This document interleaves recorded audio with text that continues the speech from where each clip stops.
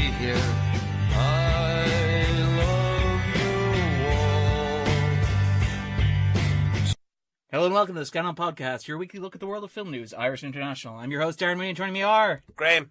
And Jay. So we're going to talk about what we normally do. We're going to talk about the week in film news. We're going to talk about the top 10 and the new releases. But we're going to start with what we normally do, which is what have we watched this week? So, Graham. Yes. What have you watched? Why does it sound like I'm calling on you in class? It's like, what's your report? Graham frames them first against the wall in the foreign squad. Yes. Darren Mooney, renowned podcast host Assassin. and firing squad member, apparently. Yes. It's not a hard ball. No, okay. I'm sorry. It was tone. That was all. That was Oh, all. okay. My tone was off. So Graham. Yes, Darren. What have you watched this What week? have I watched? Oh, Darren, I'm glad you asked. Thank you.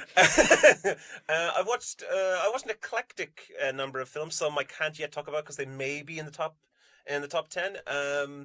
I will say I got to watch Burning. That's a new release this week?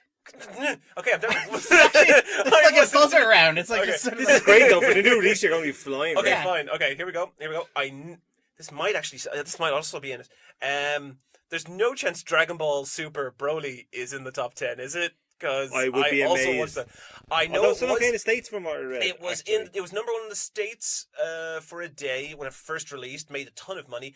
It's in the top 5 in the UK right now. at the moment. At the moment, Really? yeah. It's also the top. It's also the third highest grossing anime film in the UK. It's beaten out a ton of Ghibli films. Wow. Yeah, Considering I barely heard one until 2 weeks ago. This is it's now. kind of It's remarkable. but if you're And it's an event screening, wasn't it? it was an event screening here Okay. until it did so well that it's now continuing its run Oh. all across Limerick, Galway, Cork, Wow. and Dublin. We still have some screenings here. We're actually getting the least number of And screenings. did we like it? I adored it. It's very inside baseball in the sense that you need to know the story of Dragon Ball. You need to know. Well, that's grand. I don't know anything, Yeah. so that'd be fine. I'll ignore this then. You need Well, it's to know been the running for characters. 20 years now, right? 30, Okay. 34. Like myself, barely running for 34 years.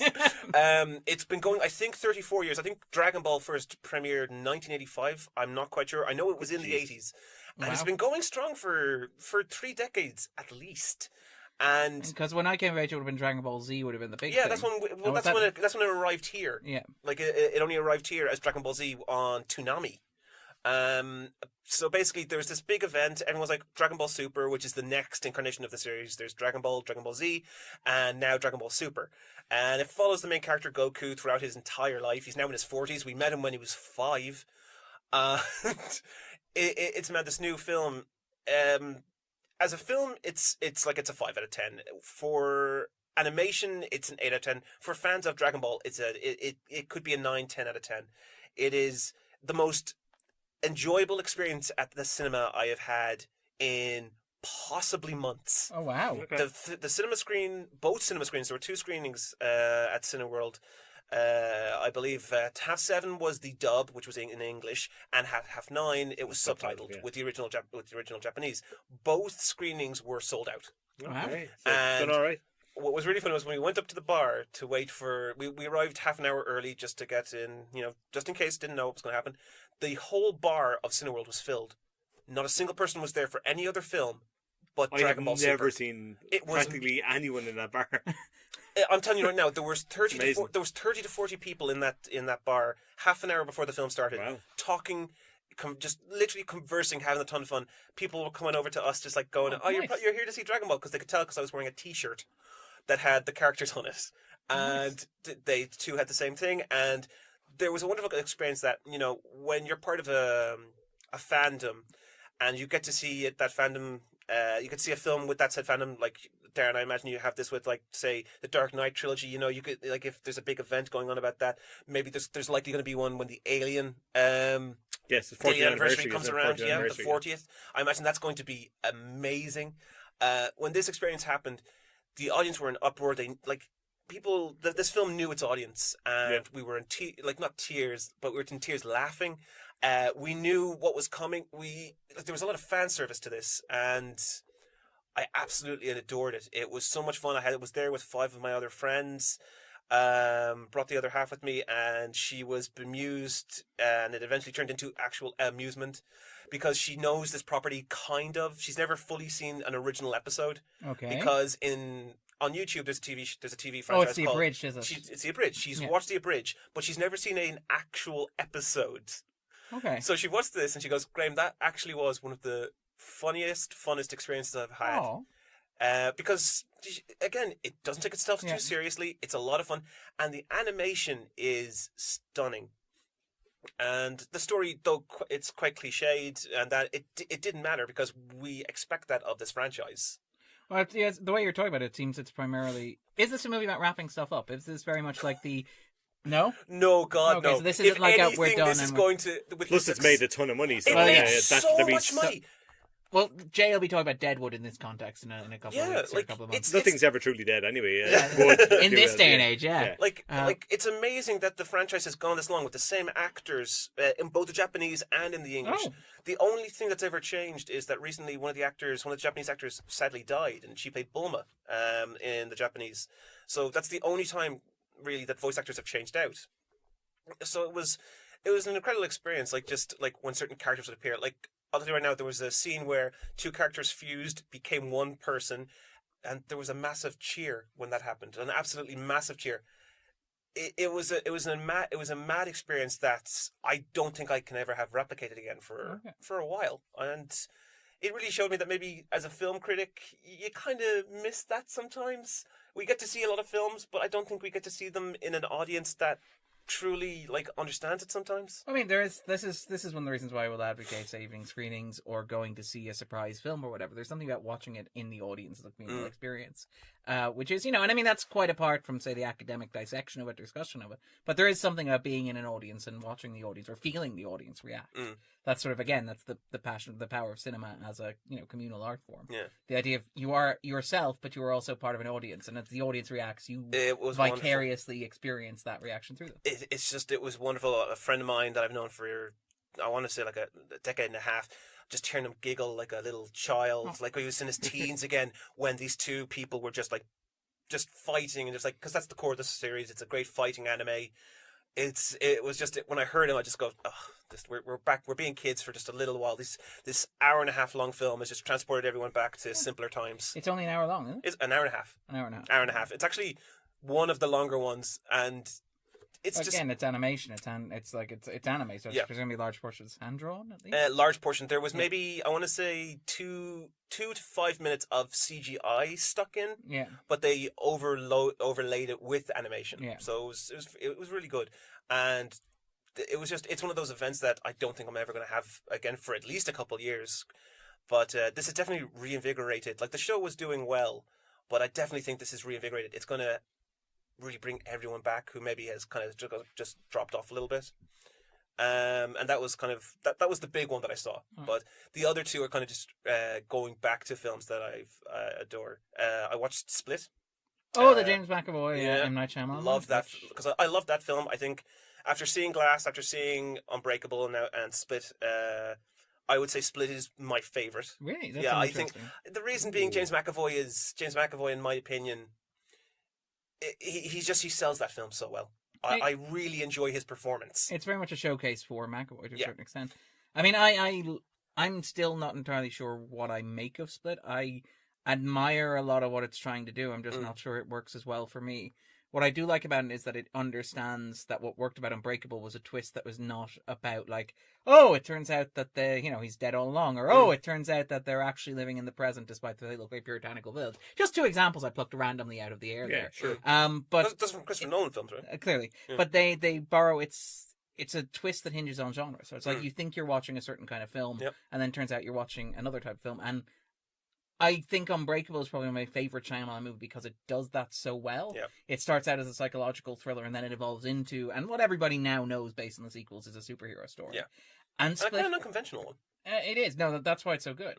And then my issue with Split is that it tries to do that with three separate genres, where it sort of starts out as this sort of psychological Silence of the Lambs type thriller.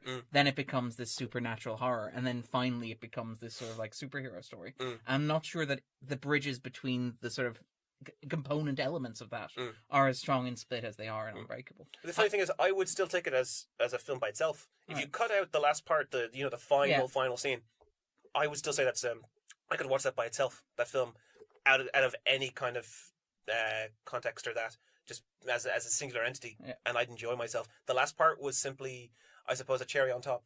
That just But I mean, surprised me. you've seen Glass. Now we're Yeah. going to talk about Glass later in the That's podcast. one of the reasons obviously. why, and it's funny because my third film is How to Train Your Dragon 1. Okay, so we're completing the set. Yeah. And we're going to be talking about that one later Yeah. as well. But how you train Your The Dragon? animation, having Yeah. recently seen, as Darren pointed out, I have seen How to Train Your Dragon 3. Our review, Scannain Review, is doing the rounds on the ads from Universal. Nice. Mhm. Good.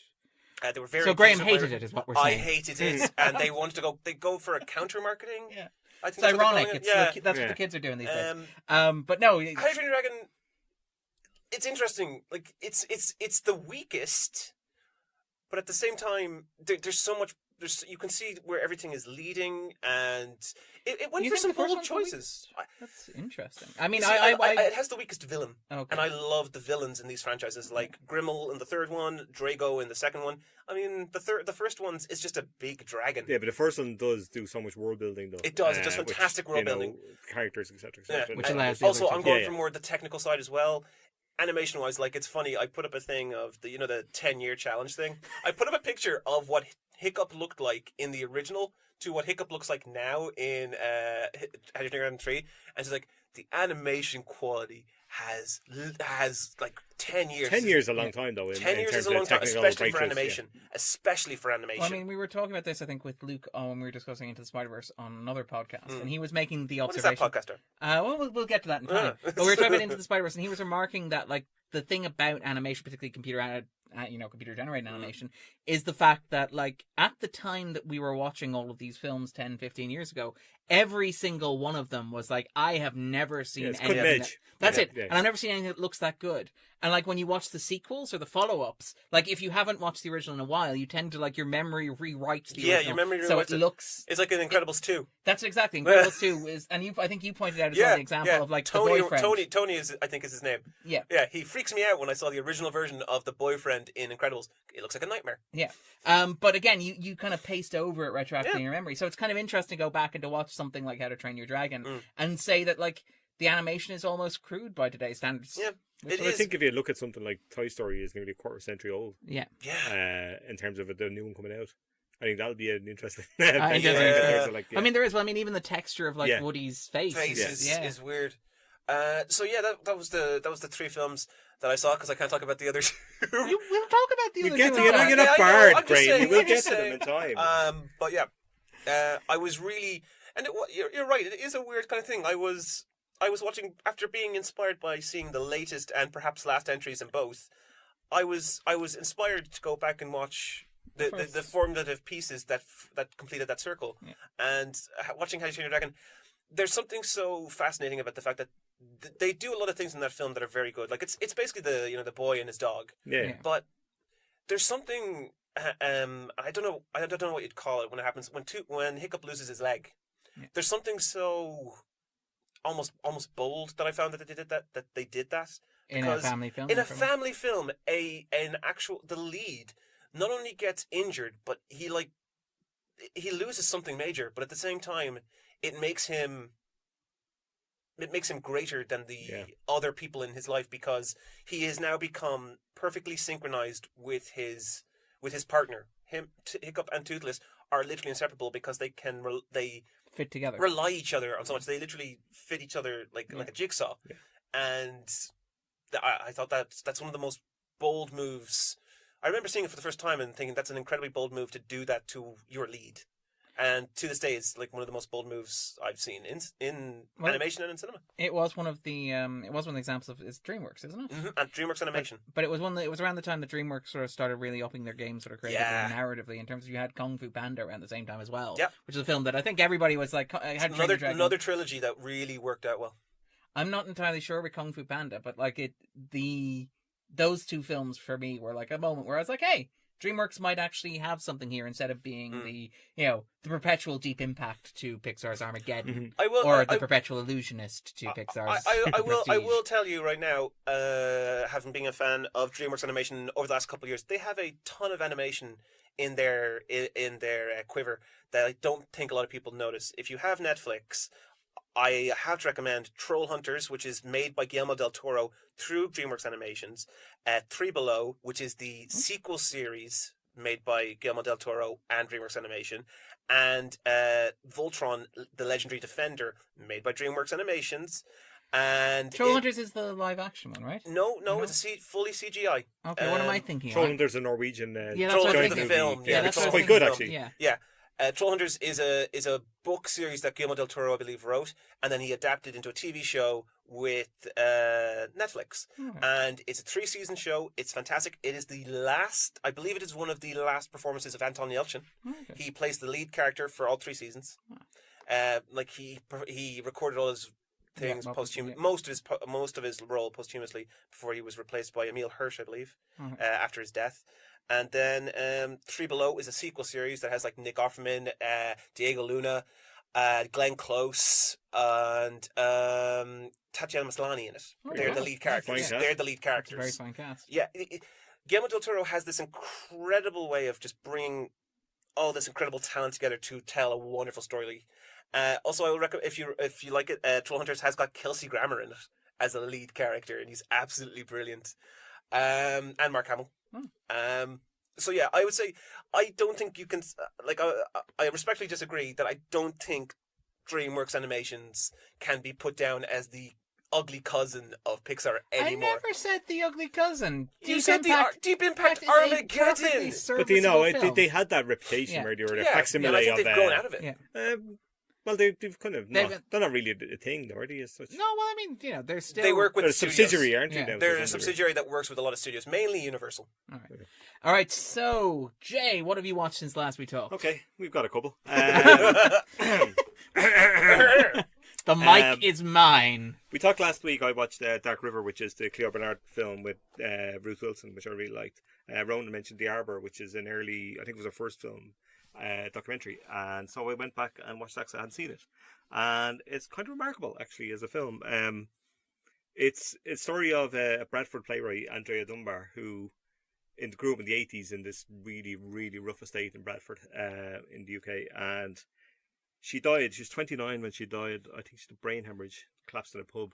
She'd written a couple of plays. One of them was called The Arbor, another one was Rita Sue and Bob 2, which became a film, one of Alan Clark's films in the 80s, and this documentary basically goes to the estate where Bernard basically has done interviews with. She's taken the words from Dunbar herself and has done interviews with her kids. She's 3 different kids and 3 different fathers, and that plays in that. The information is important in the context of the interviews on how people see people. One of them was with somebody of colour, and in a working class estate in the 80s, this was a thing and stuff like that. So it talks to people. But what it does do is it has actors in the area basically miming the words of the recordings of the people in it, and it has this remarkable effect. It's really about multi-generational poverty and loss and all the kind of thing around it, that one begets the other and so on, as you see with generations. But it has this the form is really pushed by using this kind of almost a distancing voice that works incredibly well as a kind of overarching kind of reflective piece of the area and of people, and the fact that she's a playwright in this area, so there's actors portraying thing, and there's sections where actors actually play out small scenes from her work in the middle of the estate, on couches set up in the middle of a green and kind of stuff like that, and things like that. Exactly. So very playful, very aware, very smart, extremely devastating and very, very moving. Particularly, you don't really see somebody's work put out like that, and it's not a kind of glory filled thing. Her daughter had real troubles. There's a lot of drug addiction, prison. So it's not a sugar not at all. It's about kind of talent denied, and kind of if you're from areas where things that happen, it can be really difficult to transcend get out of it. Despite having BBC documentaries made about you, despite wherever she had a play on when she was 16 in London. This is extremely talented, but it doesn't matter in some ways. And the kind of the generation that follows the similar things happen. It's incredibly well worth seeing, and a brilliant kind of stretch of the form of documentary, which I like. Well, I mean, you talked on the podcast before about how you feel that what Netflix has done to the documentary. You play around with the documentary all you will, and I'm happy to see kind of new kind of reinventions of how people tell a story. But you better be doing it for a reason other than to show off the fact that you're messing around with a story. You better have a reason for it, in my opinion, because I'm a bit kind of cranky about that, as you've heard on many occasions. Jay's opinions about American animals are a subject of a different podcast. Oh God, stop that! Don't even go there. I liked it. Most did. Because I like to kind of annoy myself / fascinate myself. I watched Climax, the Gaspar Noé film. Oh. I'm a big Noé fan, Did you love it? So I landed somewhere in the middle. It's a strange one. I think Ronan has seen this, and I think he was a bit middling on it as well. No, he kind of he's deservedly or undeservedly, he's kind of occupies the space that Lars von Trier occupies as the provocateur and that kind of stuff. Without I would say the kind of without being as obnoxious as the baggage that now he's still, you know, at the end of the day he's still some 40-something-year-old trying to shock, and that can wear you out to a certain point. There's a certain mileage. But at the same time, I don't think you have the same stuff that you have with Von No, you outside, don't. where you have Nazi salutes and stuff like that. And he doesn't hide behind kind of, and there's a kind of suspicion that Von Trier hides behind difficulties that he has, and he plays it up when he gets into trouble and stuff like that. There's a suspicion around that, and that's fine. Noé generally owns his stuff, regardless of whether you like it or not. And I would have adored the Reversible. I'd never watch it again. I Stand Alone is incredible, but again, full on. And Enter the Void is one of the great films of this decade, this century. But again, astounding to watch, but good lord, it's strange. And so it's like, I watched Love, which is his last film, which is 3D pornography film, essentially. So you could get a money shot in 3D if you were that way inclined. I didn't see it in the cinema, so I missed Did you see it in 4DX? I did not, thankfully. Jay's cinema experience will resume in 2021. When he takes his thumb out and gets up off the floor from the fetal position. But I saw it on Netflix, and it's a strange beast. It's not good. Love, I wouldn't go out to say recommend it, but it's not without worth. Okay. It's got some interesting things amid the dross. So I was kind of a bit wary of Climax in terms of that regard. But it's exhilarating. Was it a culmination of what came before? It's very exhilarating. It's very much a chamber piece. Like, there's basically a couple of locations. It's like this dance troupe of kind of 15 to 20 young people in France who are... Oh, is this the one where it's the party, if I remember correctly, with Sophia Botella's in there as well? There's a rake load, a big cast, and they're at the end of this kind of tour. And I imagine she dances in it. The dancing is incredible, and the cinematography and choreography is incredible. And they basically have a party out of it where somebody has spiked the punch with LSD, I guess. I think it's kind of hinted at, but it's not specific as such. Yeah. And so you get this set up towards absolute insanity, and if you've seen the trailer, it kind of gives you that sense. Midway through the film, a couple of things happen. They're going, "Fuck, this is going to go off the charts in the final act," but it kind of doesn't. It pulls its punches a little bit. There's a kind of sense it goes off with a whisper instead of a little bit.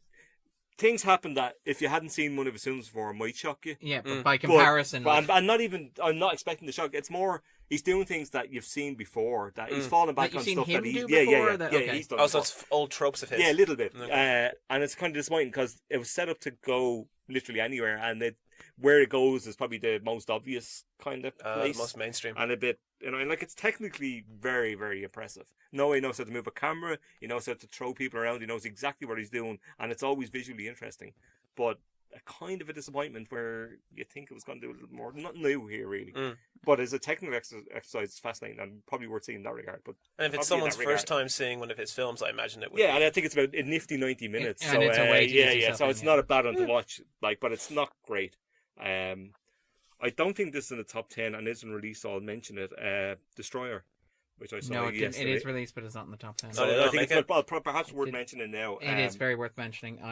Because I heard a lot of good things about this. My son Darren saw yesterday. Was it yesterday? You saw it yesterday. Oh, you've seen it before. I saw it back in December. We saw something else. Yes, you saw it. No, we saw two films.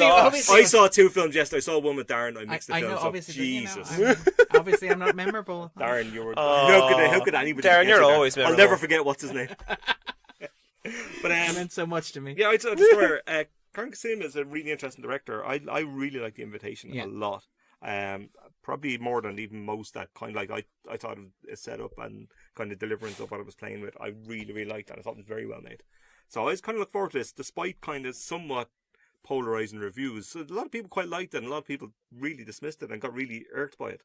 That's interesting, because I can imagine people loving it. I liked it a lot. There were parts of it that I really didn't like, but there was enough good stuff that it's like I'm in the liked it too. I'm in the 3-star to maybe 3.5 if I'm feeling generous. Probably about 3.5. Which is for pretty me, good. How is Kidman in it? Kidman's great. Kidman's great as Mick Jagger.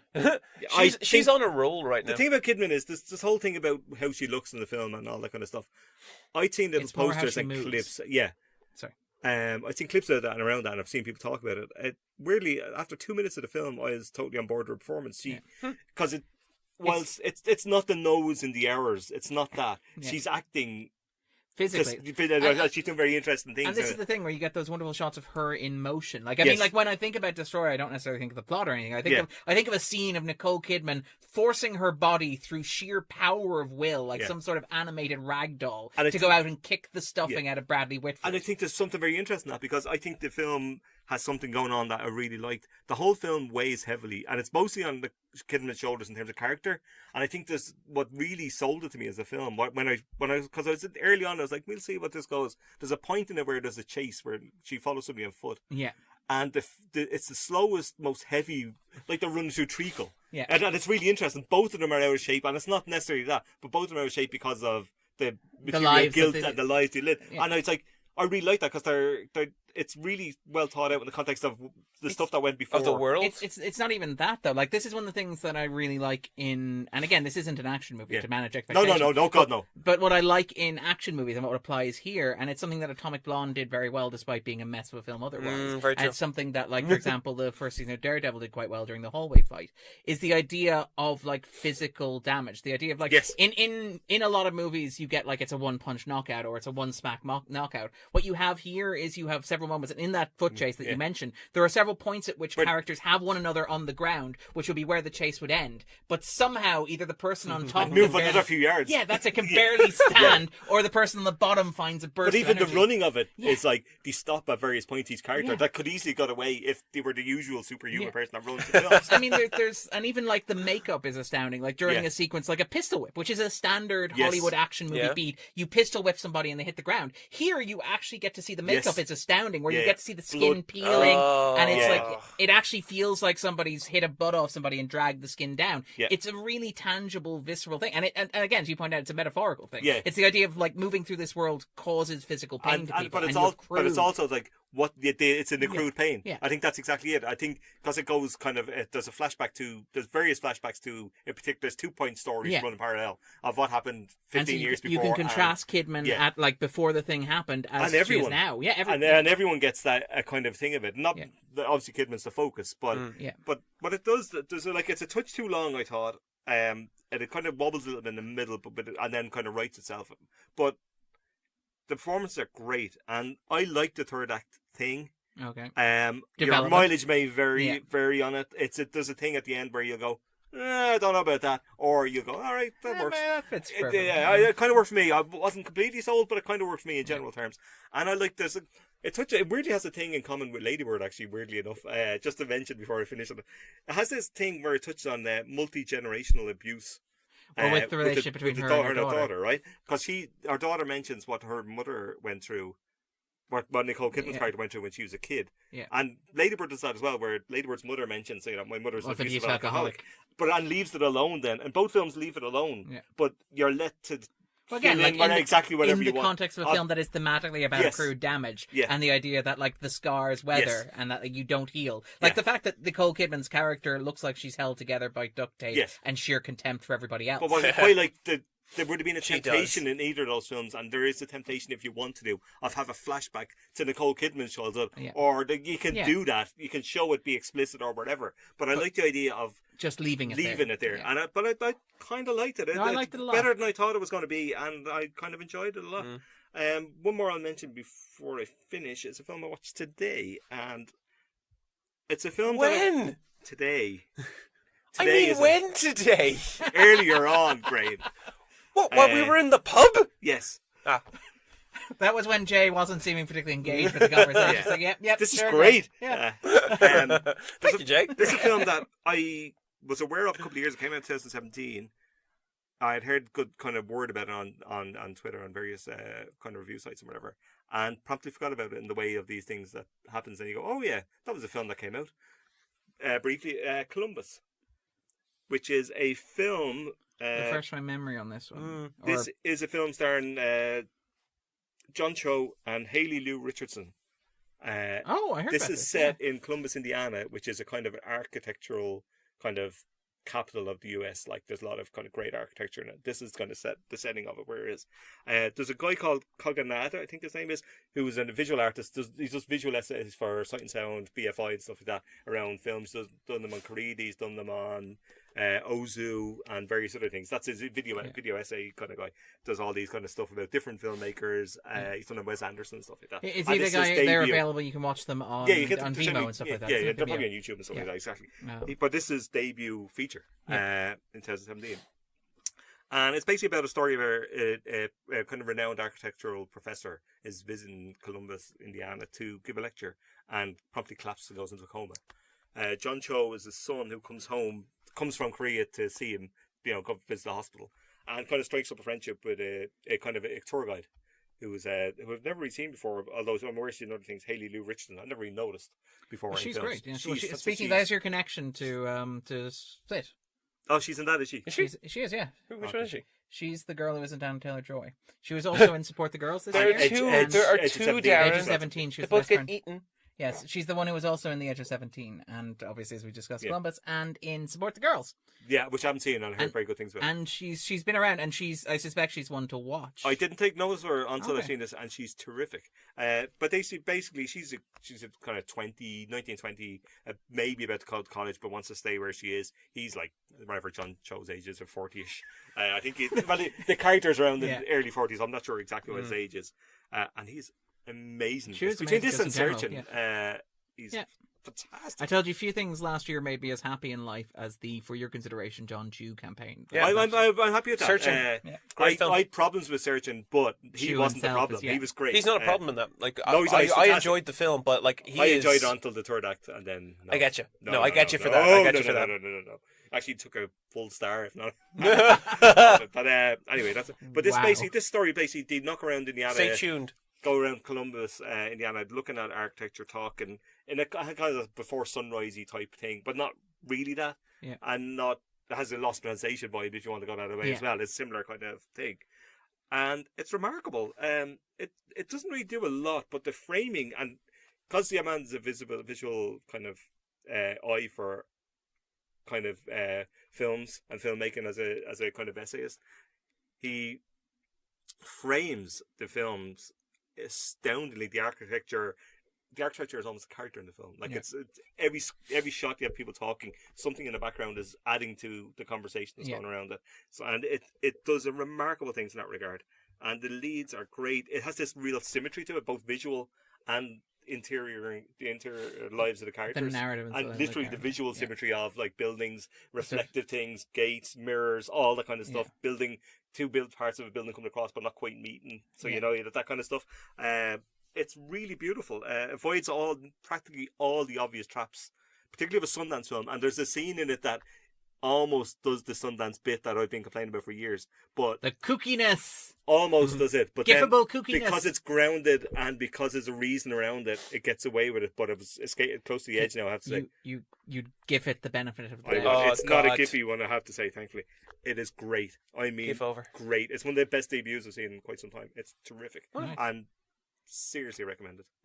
So that's me. All right, and I think we have something in common actually, because I believe we may both have watched the extended cut of Terrence Malick's Tree of Life. We have actually. Yes, 3 hours and 8 minutes of it. Yes. Which is something. This is the first time I think I watched it since its release. I saw the original theatrical cut, obviously. Me too, and I've seen it twice since then, the theatrical cut. So. And it was an interesting experience. It's a film, it's one of those things that does not so much, well, for me at least, does not fundamentally change the film, but enriches it to a certain extent. I would It agree. provides a lot more context. And Yes. it's interesting that you talked about Destroyer in the context of like providing an explanation of generational trauma. Yes. So that one of the biggest additions in terms of like the narrative, as much as the narrative exists in Tree of Life, or the exploration of its themes, is this idea of expounding upon the father, as played by Brad Yes, Pitt, and his father. where his issues come from. And even his wife's brother as well. That's it, that comes exactly. into it. Yeah. Is it his wife's brother or his brother? It's wife's His brother. wife's brother. Yeah. And you have that sort of confrontation between the two as well. And you have this idea of like him passing down. Yes. Because Or almost trying to avoid it, almost powerless to provide to, That's it exactly, to which stop is himself. this is the thing, Yeah. the way of nature and the way of grace, Yeah, yeah, as the film would yeah. say. But it's kind of, so what did you make of it? I found it absolutely fascinating. It's one of those things that, like, Tree of Life's an all-timer for me. Like, it's a 5-star, one of the great best films I've ever seen, kind of level of film, right? So to say that for start, that's theatrical. Yeah. So this was really interesting. This is a 6-star film. This is a 6-star film. The extra footage is mostly around this. It's centered around the family, which is the large middle section of the film. I think there's a couple of shots here. Sean and there. Penn as well. Is there a bit You more get a Sean little Penn bit as I more, recall? but there's an early section where Penn would have been in the theatrical version. Yeah. I think there's more around that. Yeah. And then towards the end, there's more around that. Yeah. But the general area, I think the meat of the meat of it is in the kind of the family and the kids growing up and the kind of the parental thing, as you mentioned. The footage is terrific. Like, I mean, there's no reason why that footage is in, but it's a Malick film. Some footage could be in, some footage could be out, and up till probably released it, some was probably in, and some was probably out. You know the plan that he had for this, which is remarkable, which is that he wanted to create a Blu-ray. And again, this is one of the things where you're like, Netflix should be on the phone for this. He wanted to create a Blu-ray that would basically have all of the footage that he shot for Tree of Life on there, and that is like hours and hours and warehouses full of footage. And what it would do is every time that you played it would assemble it slightly differently, so that you would watch Tree of Life, but you would never watch the same movie. If you watch it 100 times, you might get the Snyder Cut. Yeah, hi-oh. But yeah, the idea too was, soon. The idea was that you would don't worry, he has a Netflix movie coming soon. Yeah, I'm very excited for that. But you would also have like, so the idea is that you'd watch it and it would give you a different thing each time, and that was too complex coding wise for Blu-rays. Yes. It was an issue with the technology not of certain letting players. play it. That's stuff. it exactly. That's the thing, He was worried about creating a Blu-ray that not everybody could play, and it's kind of interesting because you can imagine somebody at Netflix right now, their ears are pricking up and going, well, but I think at some Terry. point a 4K Tree of Life or 8K Tree of Life 10 years down the line will do exactly this. I'm imagining the Netflix exclusive version of Tree of Life that does exactly that, like Bandersnatch, but for the art house. Well, Bill Jabiri wrote that article on the kind of Tree of Life at the release of the Criterion, and that's where I read that kind of a lot about it. And he was saying, like, and he's right, I think. And if you watch a Malick film, like, I don't think any Malick films of the last, certainly since he's come back into filmmaking with Thin Red Line, has ever finished. Yeah. I mean, the New World, there's the director's cut, which is about an hour long, and it's incredible. And then the theatrical cut, and then he's done 2 documentaries, which I haven't seen either. Bide Your Time, one's a longer cut, one's a shorter cut, and then Song to Song, To the Wonder, and everything are their own thing. I know poor Ronan's probably thinking, no, don't talk about Song to Song. Contrasted opinions on that, but I mean, and it's interesting, and again, this sort of provides a nice sort of tie into what Graham was talking about earlier, what we were talking about with Dragonball Z, where like none of our franchises are ever finished, none of our stories are ever finished, but none of like not even our self-contained. We've reached a point culturally where none of our self-contained narratives are ever finished. But in fairness to Malick, though, he's filming films without knowing what the films are. He's not coming in like apparently his latest one, which will probably debut at Cannes, which is a World War II film, is the first scripted film since that would probably Tree of Life. To some degree, it was a script on that. But I think certainly since Thin Red Line, certainly and the world, but. He's been finding the films in the edit on all 5 editors and various people that get to look at them and stuff and shooting until he finds the film. And he's always been that way to some degree. He's just in the 70s he was a little more disciplined on it. But and I think he changed around it. But what I found really interesting about this, the extended version, it does darken the film a little bit, I found, around the family. I think it's slightly more traumatic what it brings into the story. It's in like it casts a longer shadow over the kids, I feel. It makes it seem more tragic and inevitable that they will become who they are because of who their father was, because of who his father was, as opposed to it seeming possible that, maybe their father was an aberration. Yes. Or like... But the other things I found is the 3 kid performances. You forget how incredible they are. They're incredible. Particularly the central kid. Yeah, exactly. Who kind of carries most of the weight in it. It's an incredible performance. Really, really naturalistic and wonderful. And he gets a bit more work in this as well in terms of the extra footage. But I think I prefer... And Chastain as well. Yes. Chastain as well. And again, Yeah, like, this yeah, was yeah. the film that sort of made her to a certain extent. She'd done Jolene and stuff like that before. And Fiona Shaw gets more scenes, Yeah. which is great, because I love Fiona Shaw, one of her own fine actresses. But I think I prefer the theatrical version, though. I think it is definitive to some degree. But I think what it'll do, watching the extended version, is it'll enrichen the watching of the theatrical version. Because well, you know the stuff's there. You know the stuff. I don't need to see it again. That's Even though I may exactly. watch it again, but I don't need to see it again. And there's a certain amount of that as well in terms of, and again, it's something that happens with extended editions all the time, is that you can almost edit it in your own head. Yes. Where, like, again, the film is your memory or experience of the film more than it's the film itself, because the film itself is an object. Doesn't exist because we're always revising it. But I'm fascinated by it. Like, I mean, it's great to watch something like that and go, good Lord. Yeah. You know, it's it's amazing to see. And I mean, I think it's like, again, this is the thing where everybody's, you know, there's a tendency to be skeptical or wary of the way in which culture is moving. You know, kind of conservatism. Yeah. Things are never as good as they were, man. Why can't they be like they used to be? But there's a weird sense when you look at people like Malick and take him or leave him or love his new stuff or hate his new stuff.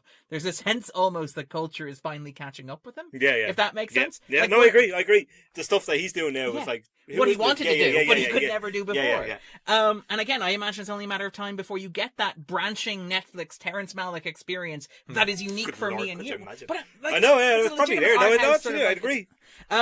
I will say though, in terms of Tree of Life, it's a movie I respect and I really like. I don't necessarily love it. Yeah. And for me, the issue is that I really love the opening hour and 10 minutes, or in this hour and a half, are like a solid 5-star film for me. They're kind of Scotsy, but like for a human biography. It's the idea of like a fractured narrative in which you get this sort of weird impressionistic sprinkling of moments, which you are, as a audience participant, you have to structure into something resembling a point. And I really love that. It's one of the best things I've ever seen in the cinema. I do find that once it settles into, and again, this is a Malick film, so it sounds almost dismissive to say once it settles into something approaching a regular biographical routine, and where you have the father going away for work and it's very clear what's happening and everybody's articulating everything, it becomes a bit less special for me, if that makes sense. I know what you're saying, and I think to a certain degree that exists, and certainly in the extended cut. I'm happy with what it does in that regard, the theatrical. I think it leaves out more than what it leaves out is sufficient in terms of you get the story without it overly complicated. All right, then. So very quickly, in terms of other stuff that I watched this week, I watched Fire, which I think yourself and Grace talked about last week. I won't ruminate upon it too much, except to note that the biggest surprise of the documentary was to discover that Ja Rule's first name is in fact Ja. That was the biggest surprise. It's a remarkable That's on Netflix, isn't it? It's on Netflix. I need to watch that. It's an incredible story. I know. I only heard drips and drabs about it last year. You'll never think of bottled water the same way again. Yeah, it's astounding. And I mean, and again, the internet's loved it, but it's one of those things, and it's great because it's a talking head documentary. And I know you've talked about but the Netflix stuff. The talking heads are good, as good as they are here. I'm absolutely fine with it. But the thing is, it adds, like, that sort of cut and dried approach adds something to it. Does, it. Because the mania that's going on in the centre of it. Like, exactly. Like, the documentary is like I really need to watch this. It's sort of like you need the head talking heads for grounding. That's it, exactly. It's a cut and paste box thing, but what's happening in the box is so outside any frame of reference. Did you see what happened to the director of it?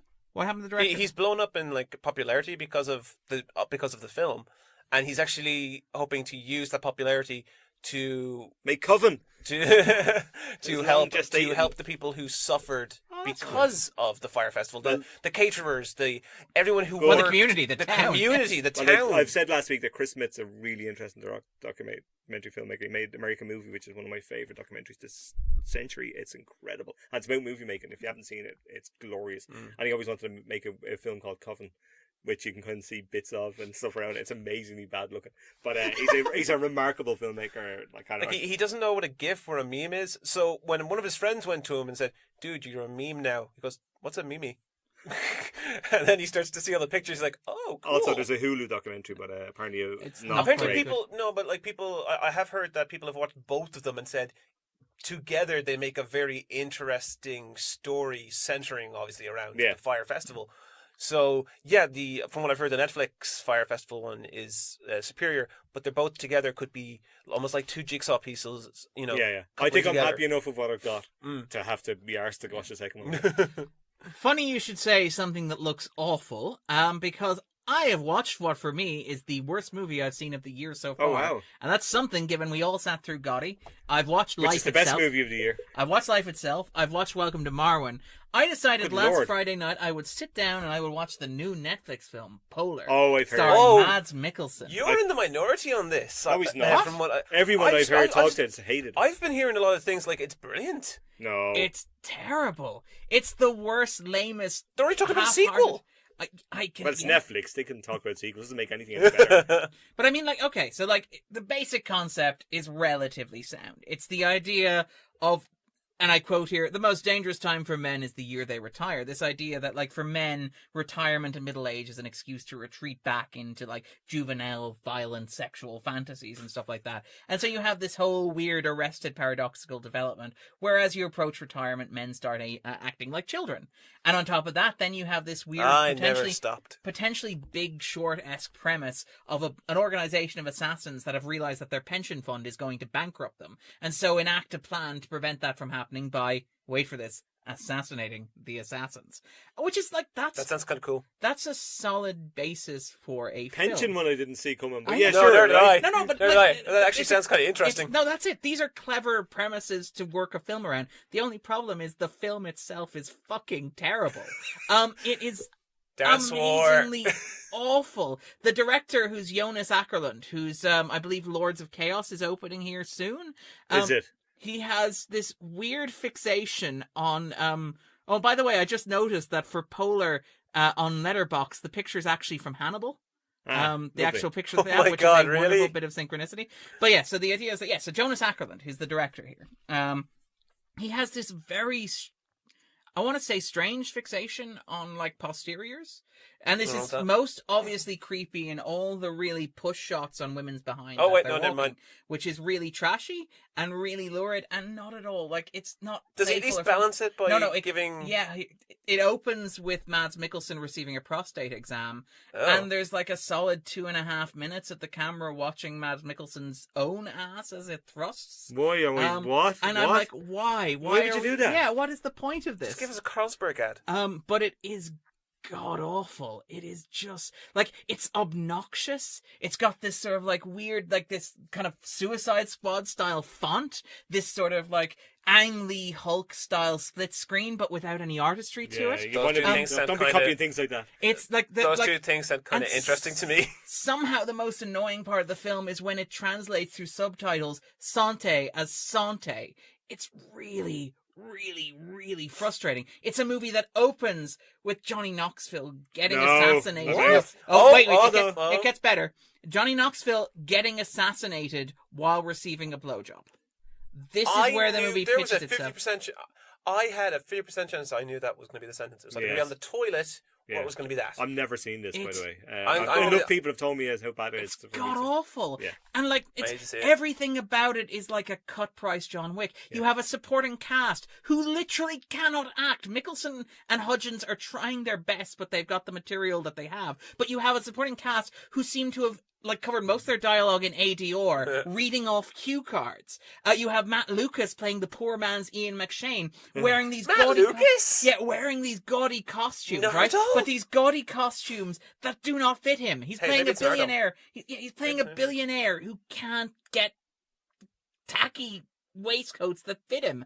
It's awful. I'm not It's seeing like this. it's a January movie, but it's a January Netflix movie, which somehow makes Lowers it the bar. even worse. I'm going to come back It's- next time, having watched this, and I'm going to love it.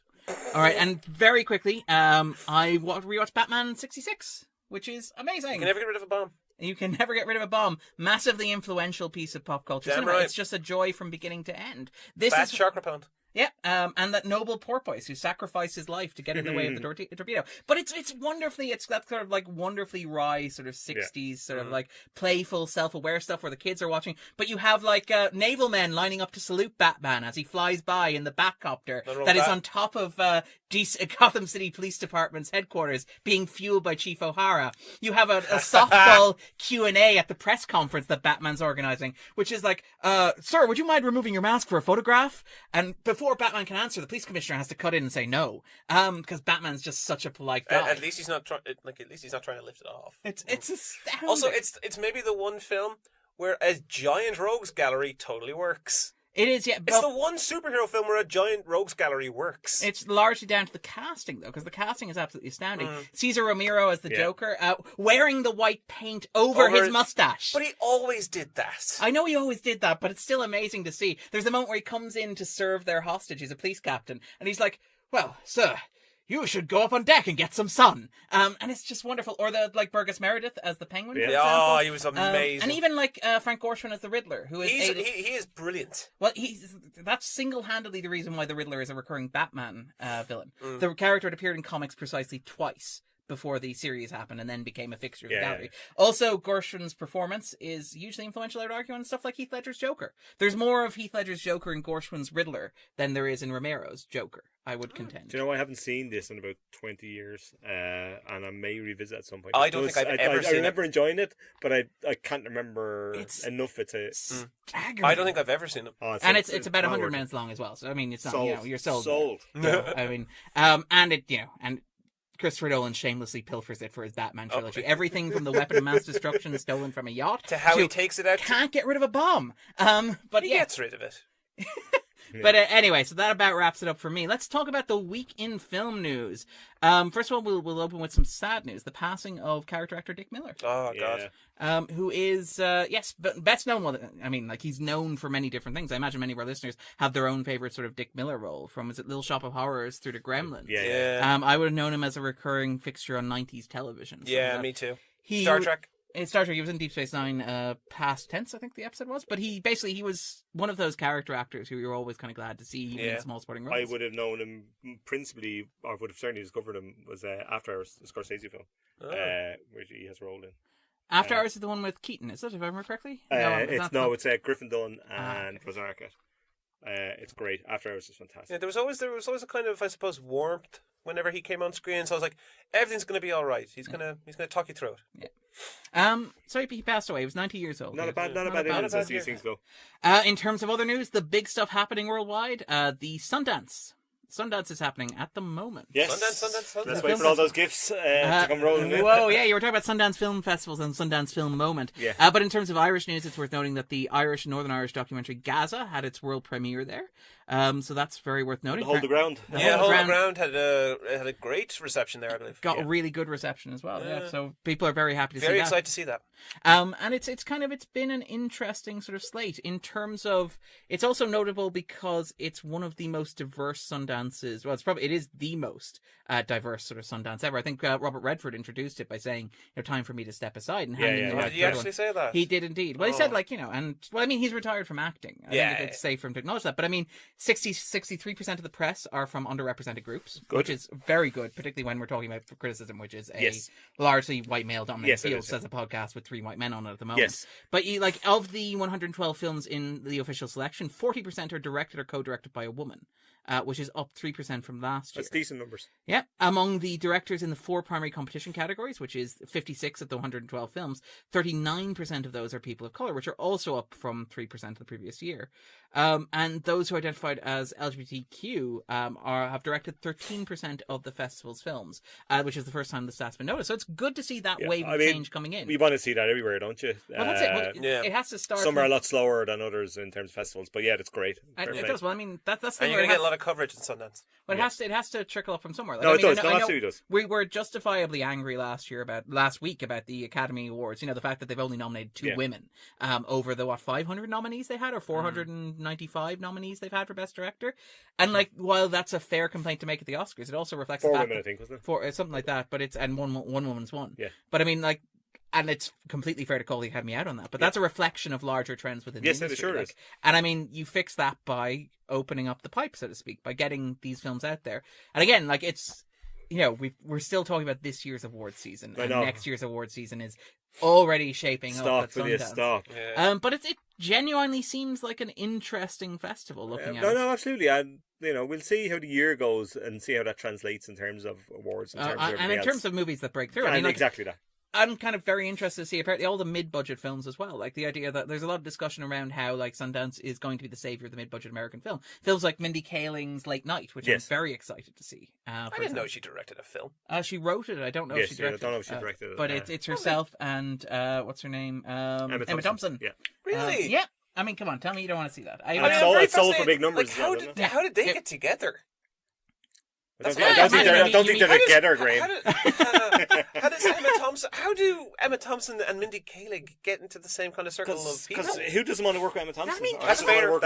That's fair. I mean, like, isn't that like you have like this is what film festivals are for? It's Was it who was it? The lead actor from damn it.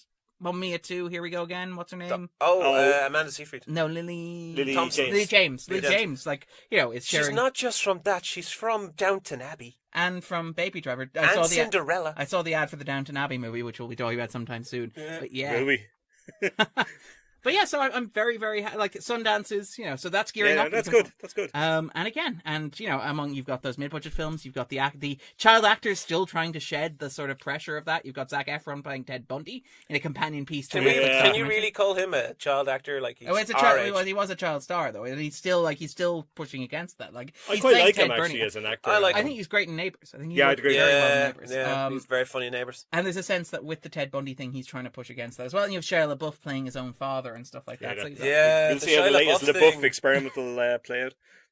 All right, in terms of other stuff, in terms of other news happening, the Cork French Film Festival is celebrating its 30th anniversary this March. Sacre bleu. And it's really, I feel really bad that we don't have Ronan on talking about this because he's from Cork. He's a disgrace. And a kind of a francophile. I know. Well, I mean, I have a theory about. Almost as if he has a life. I have a theory about where Ronan is this week, but we'll get to that when we get to the top 10. Oh. Yeah, okay. I know. Is he cheating on us? It's going to be a big event. It's kicking off in March. The program will be announced online shortly, so you can search for that online. Very, very worth seeking out. It has a recurring theme of together and ensemble, which understandably seems quite timely given what is happening in the world around France in March. If I can just throw one out there that's coming up that has been announced that's starting in April, the Japanese Film Festival. Oh.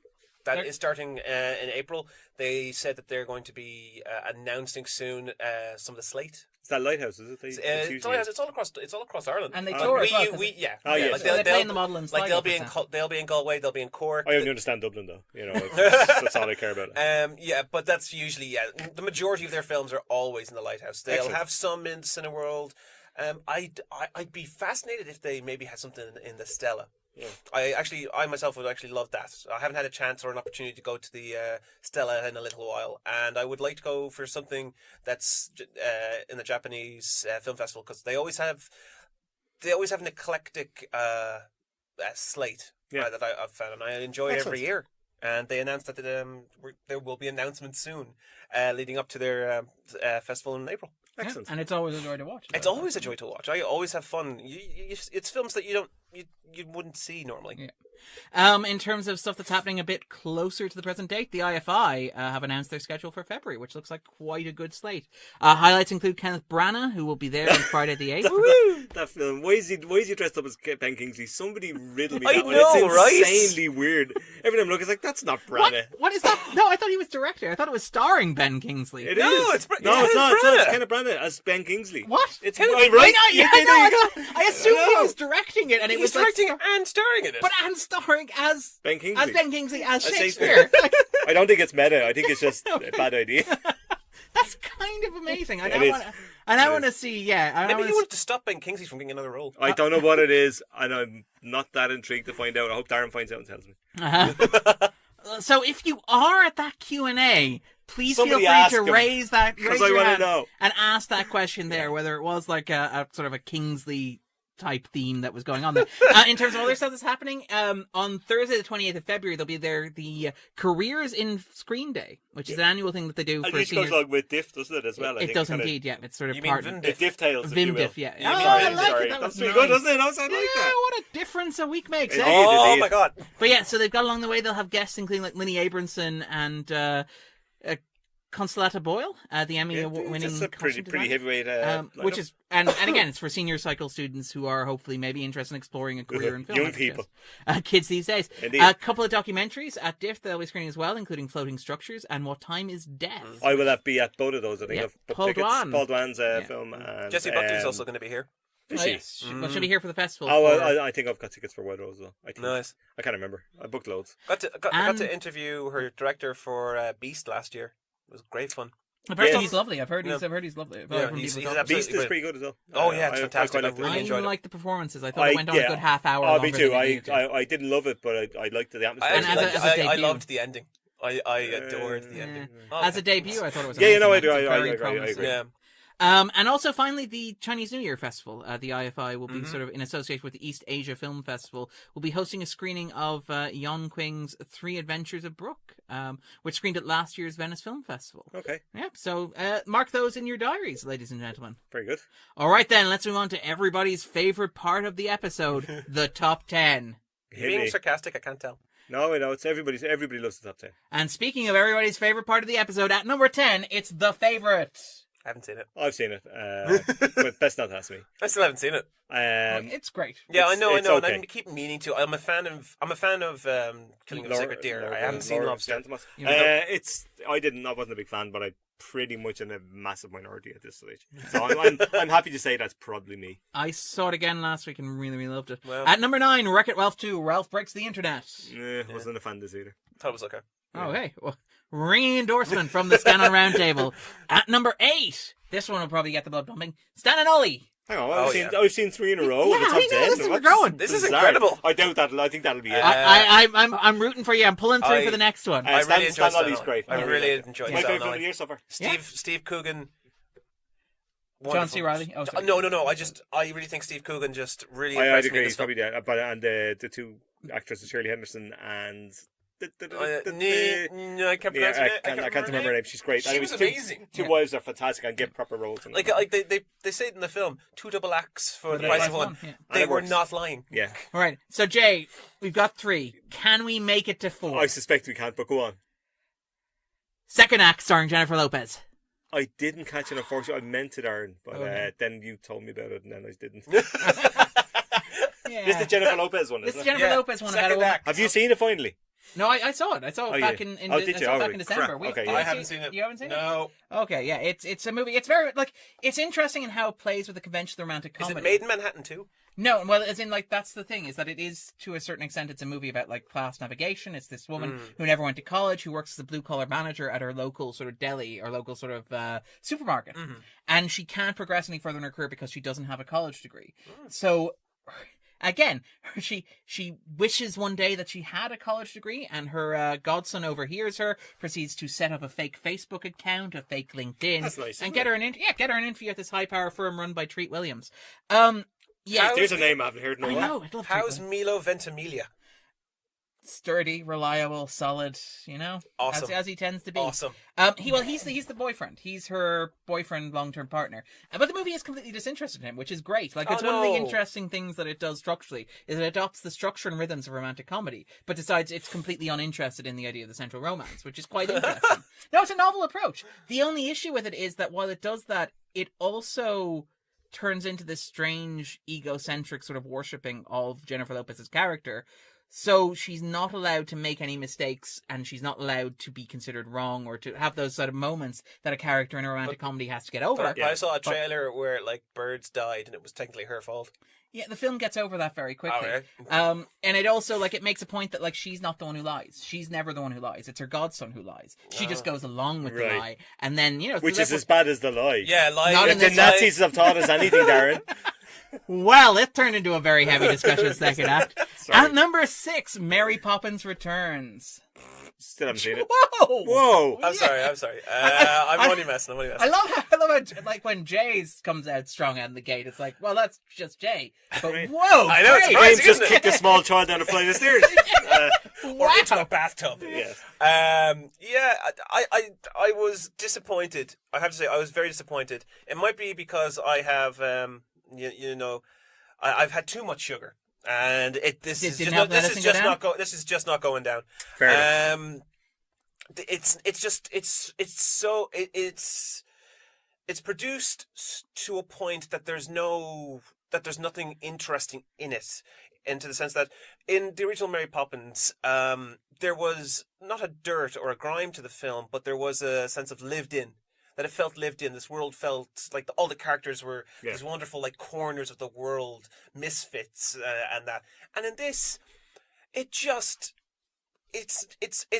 is a millennial modern version of that, and because of that, it has lost a lot of the whimsy and the beauty that made the original so great.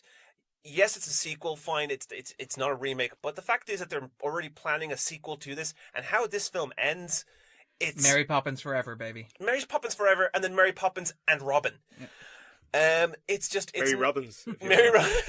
And then there was this really missed opportunity of having Julie Andrews in this film that just really annoyed me. Also, She chose not to. Like, it's it was made her money, choice. right? It's made a Oh, shed that's load why of money. there's Well, then it doesn't really matter. $3.1 million. Quality $3.1 is million irrelevant euro at once the you Irish pull the box money office. down. Yeah. But I mean, I like, think she that's turned it the- down. I She think declined it's- it. I know. Instead, choosing to be an Aquaman. Yeah, As in a a much racist- better role. As a racist giant squid. She's not racist. Hang on, what? She's not racist. Have you not heard this? Also, she's not a giant squid. She's a kraken.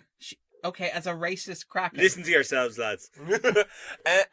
Come on, tell I'm me never of those, watching it. of I'm never those- watching it. I'm not pitching you on it, but I'm saying You're always pitching there. You're You're never not pitching pitching. on everything. if you were Julie Andrews, right, and let's say two scripts come across your desk. One of those scripts is, they're making a sequel to Mary Here's Poppins. a glorified cameo. Yeah, you'd be, On the other hand, it's like racist kraken. She With a is shed not load a of money. racist. Yeah. I'll tell you right now, this is not. She She's not uses racist the phrase half-blood. because he is. Whoa, okay. Whoa, Graham. He's half human. This is an half intervention, Graham. Also, she's well more interesting in that, and I just... Okay, sorry. We're derailing here. You're derailing. Also, she's in a film that made $1.2 billion. Oh, I'm sure we'll get to that. No, we won't. No, it's not top 10? It actually it's been too underperformed long. here. It underperformed in Great. Ireland. You haven't even seen it. And I'll proudly stay that way. But yeah, I liked it. There is nothing memorable in it, except for Ben Wishaw's performance, and he is completely underappreciated. Wishaw's great in He's everything. amazing. He's great. And he has I like one him. song, and it's very quiet, and it doesn't stand out between the rest of the bells and whistles that this film is doing right now. And it's quiet, it's emotional, it's human, and the film just ignores it. And because of that, I ignored the film. I like Emily Blunt. Lin-Manuel Mirandez, he can sing. And I also, they ruined Colin Firth. They had a great opportunity with Colin Firth as kind of the antagonist, and they just did nothing with it. And you think you can bank on him? Stop it. You What monster. next? All right.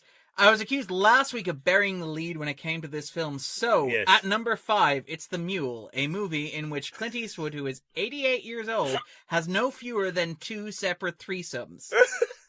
It's his bucket list, man. I actually really like this movie. I like this film as well. I'm not It's sure bonkers. it's good, but it's bonkers. It's It's in the bonkers. way that Eastwood films are, where there's no sense of anybody No. telling him Do you to know restrain the way his And he literally you hands talk off. about films and you kind of, I go, all right, that sounds interesting. The precise opposites happened with The Mule. And I had a vague interest in it. And then you start telling me that, I was like, I don't ever want to see Like, it. he literally hands the baton to Bradley Cooper at one point. Oh, God, literally. Stop. But this is the thing. That makes it worse. The Mule is fascinating in that it continues, as we discussed with Ronan, his exploration of modern Yeah, I masculinity. know. and that sort of stuff. Eastwood's always interested in that. And he's playing with it in an interesting Yeah. way. So here Yeah. you have like an Eastwood who is visibly older. You have the way that it's framed to emphasize his frail stature. Like the fact that he can Short barely sleeve shirts and stuff. short like sleeve that. shirt, but the way that he can barely Showing how walk thin he is. yeah, showing how thin he is. But the fact he can barely walk is a plot point at several moments. You have these close-ups on his feet as they sort of shuffle. You have the fact that even his gravelly voice, the one part of Clint Eastwood that you consider to be unshakable, Yeah. like fundamentally his essence, It is breaks. softer here. Yeah. And again, like likened to Jimmy Stewart wearing a bow tie. I'm not against any of that, and I think he does a lot of that kind of stuff in his film. Yeah. It doesn't necessarily make the films good, though. No. No, Also, no. Andy Garcia in the role that he has just decided to stay in for the last decade or two. He's just a random guy He's your friendly neighborhood drug cartel. Yeah, kingpin. he seems to be that role. I There's think a- that every used to film be now. amazing. There's a moment where Garcia is talking on the phone to one of his henchmen, and they're having a really stern conversation. And the guy's like, "I don't know why you're not telling me to take care of this guy." And he's like, "Look, he's got a system that works. Maybe you should sit down and listen to him." And then there's a pause. He on both... does not raise his voice that There's much. a moment when then there's a pause on the phone, and like you see Garcia sort of take a moment to reflect. And he's like, "So, how are you?" And How's it's you? like How's you? it's got this wonderful, and there's a moment where like he gets to meet Clint Eastwood, this cartel leader, and they're like, "We're great. Look at us. We're old." You treat this man well. There's You treat them well. there's weird thing running through it that's like Mexican drug cartels maybe aren't so bad as long as Yeah. cool old people are running them. Like Oh, the gaudy informers or the gangsters. Yeah, that that's kind of exactly- It's the informers that are the problem, Yeah, not that's the. well, no, it's the young kids who It's are the the problem young here. upstarts. Like again, like one of the big And not recurring even the motifs- young The upstarts, internet. the middle-aged upstarts. Yeah, the who needs not- that? It's not even. It's 10 like years Darren. before he goes out of It's like business. Darren. It's not even the young upstarts. It's the middle-aged upstarts. At this point, yeah. At this it's Clifton point. Collin Jr. It's like a young The- punk who has no Yeah, idea yeah. and no respect for what came I'm before. not seeing this. I might see it in the future, but I'm not seeing it. But it drops Netflix. Yeah, It- maybe. It is, again, I'm not necessarily sure it's a good film. It's a fascinating It's a fascinating film. film, And I and think if it's his last, he's gone out in what I think he could be considered a high.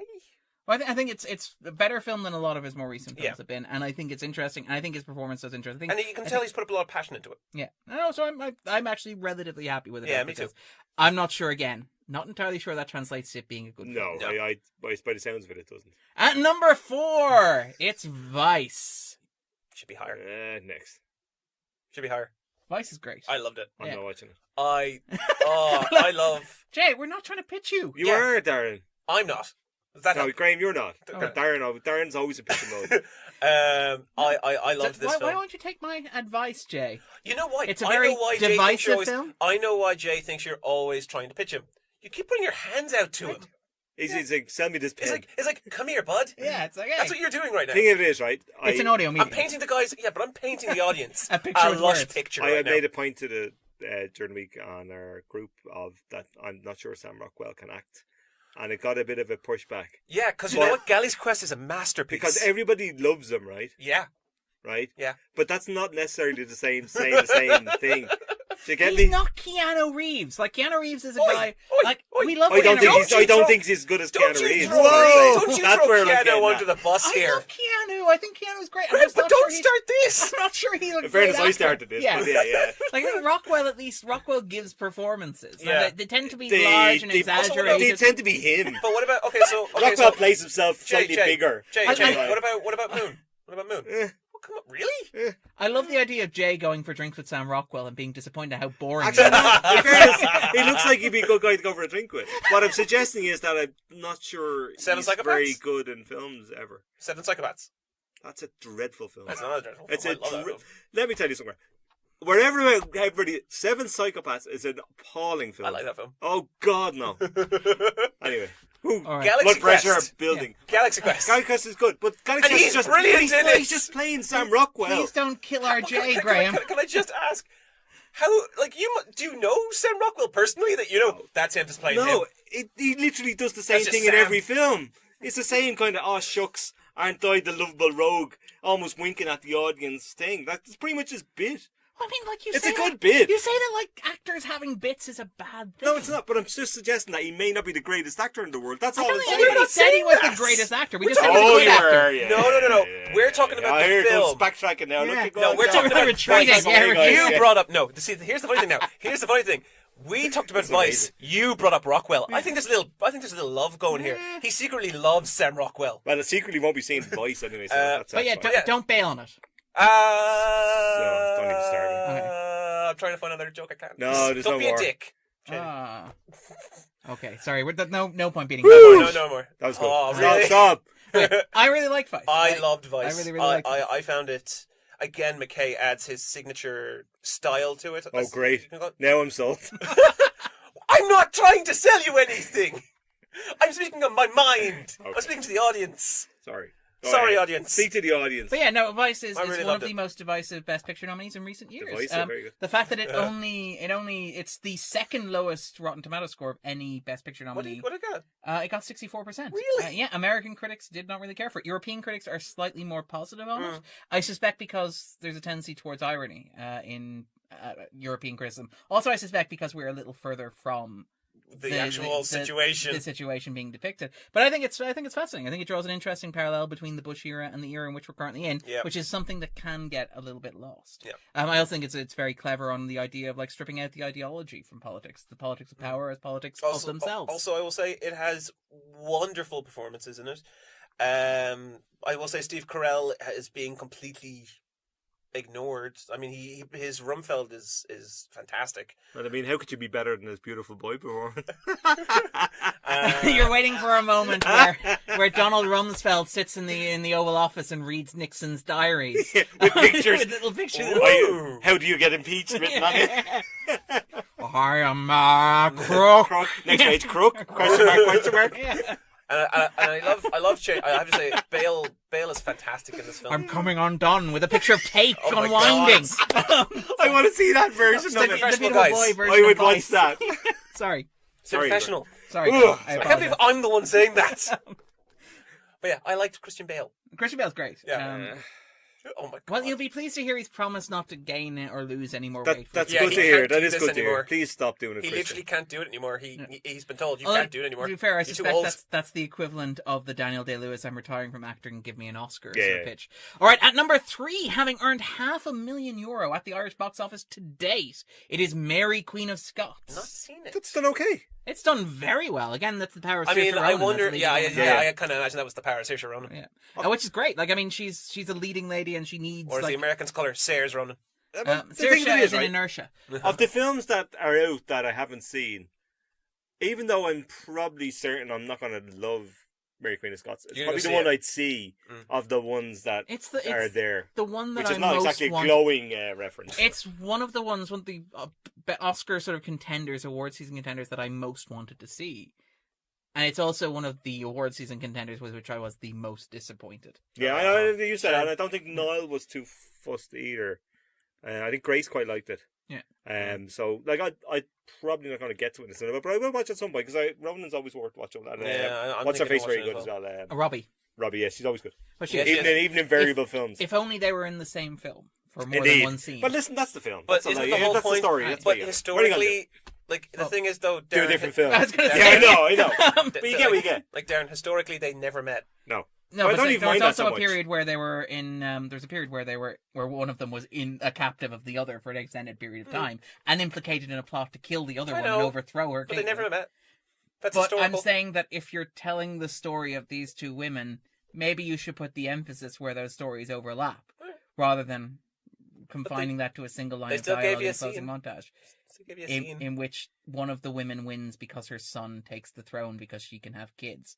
Yeah, I was not entirely Yeah, okay. happy with the I'm politics. not, of that. I'm not quite sold on it. Yeah. But, I might get to it. Just And for the number performances. 2. Yeah. And I'm actually glad that we have Graham on here because Oh, you've no. seen this Glass. Oh, am I the only one that's seen Glass? Yes, Really? I want to. How have you not seen Glass? Have you not seen I Glass? said that to you last week. I literally do not. You don't have time. You've seen everything. That's why I don't have time. I'm amazed with this. I This know, will not too. stand for another week, Darren. Yeah, me too. It's going to stand for another week. Looking at my Okay. schedule, unfortunately. But yeah, I won't extend surprise then next week again. when you haven't seen it. Sorry. I'm sorry to So, yeah. shatter your expectations. Stop it. Oh, Graham, Such a what's pain. here? I like- Oh wow! Yeah, Nice. well played. That is really good. I'm really Jackson. I hate myself. Go on. You man. dropped the quality there when you did that to him. The pain was a perfect one to leave it on. All right. Yeah, I liked it. Did it bring you Anna Taylor-Joy? I love her. I absolutely adore her. You're a bad man. I enjoyed it. I liked it. I liked it more than everyone else who saw it when I went to go see it for the press screening. But even still, I was a bit disappointed.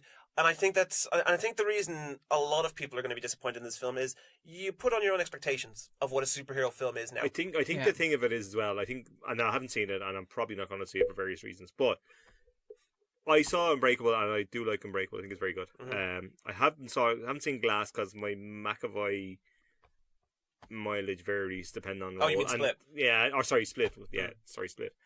because I didn't want to see 20 McAvoys. You only see 9. Yeah, but And also, you really only see 3. You see 3, Yeah. and then you see 6 others in like literally 10 seconds. Oh, okay. So actually, you only see 3 of them. You only It see 3 still of them. seems like a lot. But anyway, that's the point. That I will tell you, in Glass, don't see Glass because you see 20 of them. But that's the point, though. Is like if you're trying to force something into, which it does seem almost retcon to fit a film to some degree. No. No, Like I'll tell you right now, the it's end not. of Glass, no. In terms of, not Glass, sorry, Split to fit it into the No, Unbreakable. no, thing. it's No. thematically it becomes quite clear. Also, I will tell you fairly right early in now, the film that it's Glass does connect all 3 of them quite convincingly. but it's more thematically within Split. Now you haven't seen Split, No. but in terms of Split, like that's the genre thing. It becomes like quite clear at a certain point that it's becoming like a superhero story.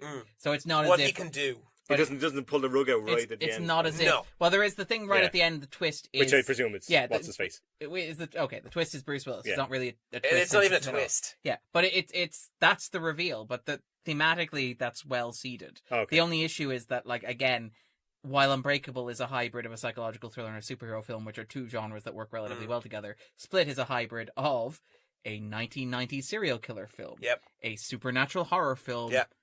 and a superhero film. And I was those, all in that's for a that. those are that's a lot of flavor. Also, I will not say superhero, I will say supervillain. But yeah, I enjoyed it. McAvoy is again the MVP. Anya Taylor-Joy, when she's in it, she's brilliant. They even bring back actors from Unbreakable that have not been in it for the 90... Oh God, how long? It has been almost 20 years. Yeah, it's been almost 20 years. The kid who At played, for example, His son, I presume. his son, the same actor, Yeah. comes back to play Joseph, David Dunn's son, and it's a good film.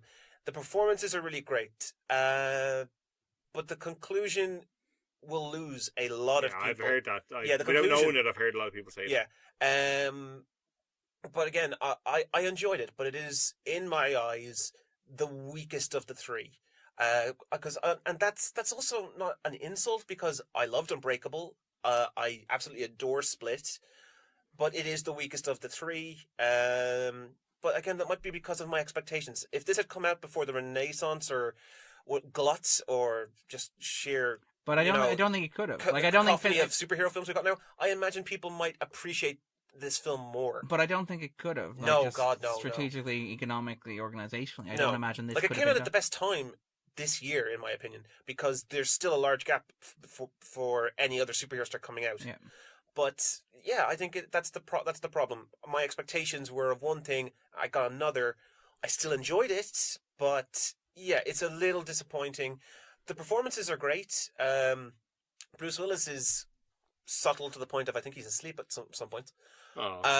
Poor I'm Bruce. not sure that's subtle. Also, Jackson- he's been asleep for a long time. Jackson's great. Jackson's Jackson great. He's tends- not in it as much as you would think he is. Given the especially title of the film. Given the title of Glass, it feels like a continuation of. He's absent for the first third, at least. I believe, Yeah, isn't he? yeah. It's almost a continuation. Sorry, it's not almost. It is a continuation of Split, pretty much. It is a continuation of that story of Kevin Crumb's story. So it's a good. I really enjoyed it. I enjoyed it, but it is a disappointment. And again, but I still say I'd say that audiences are not quite sure of what they wanted when they wanted a third and concluding chapter to this story that Shyamalan started back, 2000. Mm-hmm. Yeah, no, it's a tricky one. Yeah. Mean, Maybe if some they'd people are come going out- to be disappointed regardless. Maybe if they had done it like 3 in a row, like as quickly as possible as he'd wanted No. originally. And I don't think that would have worked because, again, they exist in different contexts. Like, this is a movie that inevitably exists in the context of superhero crossovers being a thing that exists in cinema.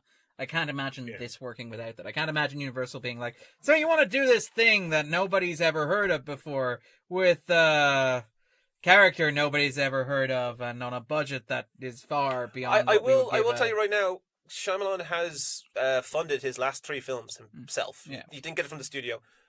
Glass, Split, and The Visit, all funded by him. Yeah. So, And it's they've not done like very it's well. not like and they're making money. And Yeah. I will say, Glass is still. It's an interesting film, and to coin a phrase, it'll definitely split the audience. Hi-oh. All right, at number 1, I'm going to present you with 2 facts. I'm going to let you reach your own conclusions. First fact, panelist Ronan Doyle is absent this week because of a pressing engagement. Fact number 2. A Dog's Way Home is number 1 at the Irish box office, God. having earned €175,000. Can I walk out? Wow. So I'm not saying those two facts are related, but He spent all I his money this have week. been asked to pass on the message that she's a very good girl. Such a good girl, I believe, is the phrase that was used. So Dog's Way Home is a story of a dog who travels 400 miles in search of her owner. We've alluded to, The Prestige and The Illusionist and Deep Impact and Armageddon. This is it with A Dog's Journey later in the year, which is covering the same ground. And obviously, Or Homeward Bound. yeah, I know, but those are older The films. far superior film. You've seen Dog's Way Home? No, haven't you? I'm just going to assume. All right then. But yeah, so that is at number 1 at the Irish box office. Kind of curious to see. So if does she talk? Well, she has an inner monologue. It's the same way as Same again. as Homeward Bound, yeah. Yeah. Directed by Charles Martin Smith Yep. of Untouchables fame, Oh. of the glasses. Oh, of the actor. Yeah. Oh wow. Really? There you go. There's fact fans. Yeah. Ugh. All right. So new releases, upcoming releases that are Yay. opening in cinemas this week. So let's start with one that isn't actually in cinemas. Velvet Buzzsaw will be available on Netflix I have as you not can hear seen this that podcast. yet. As you can hear this podcast. Yeah, this is... You've seen this, Darren. I've You seen saw it, this. Darren, didn't Yeah. you? How is it? It's a very good mid-tier episode of The X-Files. I actually quite enjoyed it a lot. It's being pitched as this weird satirical takedown of the the empty American art scene. With a which- supernatural horror inside. What that's it. Is that like it's not at all an insightful takedown. This is the thing, like Gilroy's last film, or not last film, but like Nightcrawler, which was very much a breakthrough for him, right? Yes. Nightcrawler is a film. I want to be very clear on this. It's a film that I love deeply, right? Mhm. But it is not a deep film. It is a film that is predicated on the observation that, gee, capitalism's kind of terrible, isn't it? Which is a film, a point that cinema has made repeatedly and in more depth and It more sure thoroughly. has. Since the 70s. This is this is a very superficial exploration of something that like Network did much better, right? And I think that there's a lot of discussion around the film that treats it as something profound when it's not really. No, there But is. what it's- There absolutely is. And if woe betide if you say you don't like it. But Uh, not I that don't mind anybody, it, not actually. that No, anybody no, here has lived I that don't mind experience. it. I think it's okay. Nightcrawler is very well made, But- very well shot, very well acted. Yes, and it's But that's not much more than that. okay. I give it a bit more credit, and I give it more credit because it's such lurid, trashy fun underneath it all. It's very much, it is a horror film in a certain extent, with Jake Gyllenhaal He's playing great the in it. monster. He's amazing in it. Like, I would argue a large part of the reason why it's so successful is because of Gyllenhaal's performance I would agree. as Yeah. this sort of weird vampire who was also an ambulance. He- driver. Scariest part of looks it is when it. he's talking to people. Yeah, Which is about he's real. it's like he's approximating. He's only ever seen human beings on And television. he gets into personal space and stuff Yeah. really well. Which I And his quite like. eyes Yeah. and his and it's sort of like the way that he's Where I think body when it language. broadens out, it doesn't quite work as well. But I take Right. the point. But I mean, and this is the thing with Velvet Buzzsaw, which is a film that I quite liked. I didn't like it as much as I did with Nightcrawler, Mhm. but it's very much it's that sort of thing. It's Is again this a duo now, do you think, that are going to stick together? himself and Gyllenhaal. Mm. Well, I mean, it's also Rene Russo was in both as well. Yes, it's his wife. It's Dan Gilroy's wife. Oh, I didn't know that. That's cool. But I mean, the thing is that it's very much, again, I mentioned this as being the best X-Files episode of 2019. It basically takes a conventional horror film, which is this story about haunted things that are cursed, and place it in the context where it doesn't necessarily belong, in this case, the art scene, in which it becomes a story about a bunch of art dealers who stumble upon the work of this dead artist, who quickly discover that the art is brutally murdering people. And again, it's this That weird... sounds like a high-octane version of Doctor Who. But no, well, it has that sort of like weird twist. I mean, if you watch the trailer, you get a sense of that. Where the trailer, the opening 30 seconds of the trailer are just like seems like...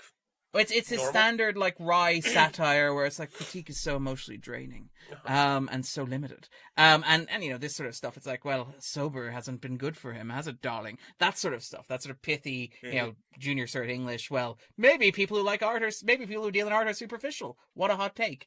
And then it veers into this sort of like campy, high octane, weird, brutally violent, sort of like absurd. Yeah, the second it farce. got to that point in the trailer, I was like, okay, I might watch this, so I'm just going to Yeah. stop. But it does that very well, and it's very much it's along those lines. And again, it has these big ideas like Nightcrawler does, where they're all very self-evident. It's like, well, what if instead of people consuming art, wait for this, what if art consumed people? Wow. Which literally happens at several You got points. there before he told you. At several It seems points. to be going that way. But it's highly enjoyable in large part because there's something fun in watching that sort of old it has school the sort of vibe genre. of a Saturday night That's film, exactly, which is probably yeah. what I'm going to do in terms of watching it. And it's great fun. And again, the cast performances are very good. Gyllenhaal, again, not as good as he was in Nightcrawler, but he has great fun. And again, this is the thing where, again, I'm worried that you're going to be like, it's a Sam Rockwell performance. It's very much turning up to 11. In fairness, Gyllenhaal has done very good work in different films, different types of films. And there are any number of like moments that are just elevated by Gyllenhaal's performance. There's the bit where he's like visiting the person who's studying the art that they found belonging to this creepy old man who died alone in the hallway of his apartment building, and it's like it was very difficult to separate the personal materials from the construction materials. It's like, well, there weren't really any personal effects for the study. No, we're talking more like tissue. There's a pause. He goes, toilet. And that sort of thing. Or there's a moment where he discovers, like, he comes home to find, his lover, in the kitchen with this hot young artist who he'd been praising only a little while ago, and delivers the line, any respect that I had for your work has completely evaporated. And it's just great fun. It's campy, it's heightened. I found that respect. I really, really enjoyed it. In terms of movies that are opening at the cinemas, Burning is out this week. I saw that last night. Got a screener, was very lucky, and watched it with the girlfriend, and for, I want to say, half the film, she was like, this is awful. This is just awful. I was like, let's just see what happens. How many films have we watched where it just turned? Yeah. And, oh boy, was I right. Because what happens in the film, like, I absolutely enjoyed Burning. I thought it was going to be a kind of slice of life kind of scenario. You get thrown into this guy's life at a certain point. He meets a girl that he used to know was it just in primary school, basically? I think so. Yeah. I mean, it was it was a long time ago. Yeah, they were in and the they same happened to meet, village, and he seemed to have left an incredible impact on her. He doesn't remember her, but through the film, he starts remembering points in their lives. And then at one point, Stephen Yeun from The Walking Dead comes in. And also, sorry to bother you, he's had a very, very good year. He's a good actor, actually. He's one of the best things in The Walking Dead, which I stopped watching him a few years ago, but he was one of the better things in it. Yeah, good idea. And he's brilliant in this. He plays this character called Ben, and he's mysterious. He's older than them. They're only in their early 20s. He's in his late 20s. He seems to be some form of like rich playboy. He's taken an interest in Hamey, and Lee, the lead character, is a bit perplexed about this. He's a bit saddened because she still wants him in her life, but there seems to have become this distance between them. And throughout the film, it's just about him trying to maybe recapture that brief moment of affection that she had for him. And then I'm going to say about halfway through the film, it takes a very different turn, and I really, really enjoyed that. I mean, I was all for this kind of weird romance type thing, but then it takes a turn about halfway through the film that I did not see coming.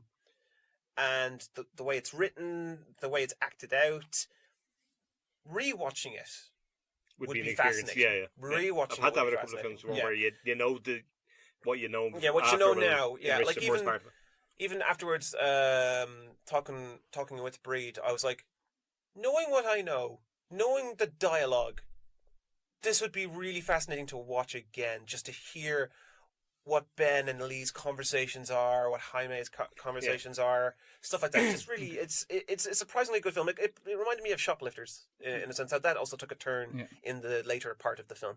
All right, we may have to sort of quickly breeze through the remainder. So, A Private War is out this week, which I'm kind of interested in watching. This is the one with Rosamund Pike wearing an eye patch as a correspondent who finds herself attracted to danger, which sounds Connects her with Polar because Mads Mikkelsen's wearing an eye patch in that. Fantastic shared universe. It's a very patchy week for releases, if you ask me. No. Also out this week is How to Train Your Dragon 3, which you've seen, Graham. As I said in my review, and it's a fitting and an incredibly emotional climax to the story of Toothless and Hiccup.